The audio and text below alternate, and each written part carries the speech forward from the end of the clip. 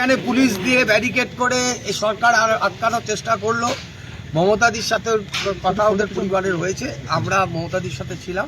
মমতাদি যেতে চেয়েছেন, যে কোনো নির্যাতন হলেই কিন্তু আমাদের প্রতিবাদ থাকবে। মমতা ব্যানার্জি এবং অভিষেক ব্যানার্জির প্রতিবাদ থাকবে। রাতে কি যাওয়ার সম্ভাবনা? সেটা তো মমতাদির সিদ্ধান্তটা মমতাদি নেবেন, এইটুকু বলতে পারি। মমতাদি যেতে চেয়েছিলেন এখনই, মমতাদিকে পুলিশ দিয়ে ব্যারিকেড করে আটকানো হয়েছে, গৃহবন্দী করে আটকে রাখার চেষ্টা হয়েছে।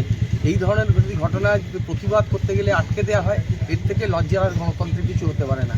এটা বিজেপি গভর্নমেন্টের কাছে অত্যন্ত সেমফুল ইনসিডেন্ট যে ঘটনা এটা ঘটিয়েছে। এখানে 10 বার দুর্গাপুরে রেপ হয়েছে, উত্তরবঙ্গে রেপ হয়েছে, বেহালাতে শ্বশুরাতে রেপ হয়েছে। ওদের এই 2 বছরে কতগুলো ইনসিডেন্ট ঘটে গেল, সমস্ত এই 2 মাসেই এতগুলো ইনসিডেন্ট ঘটে গেল। 2 মাসেই এক ইনসিডেন্ট ঘটলো, তারপরেও যদি ওদের লজ্জা না হয়, ওরা যদি লজ্জা না স্বীকার করে, এর থেকে না কিছু। পরিবারের সঙ্গে কি কথা বললেন দিদিমণি, কি বললেন? জানিয়েছেন তাদের পাশে আছেন এবং কথা কি হয়েছে ফোনে?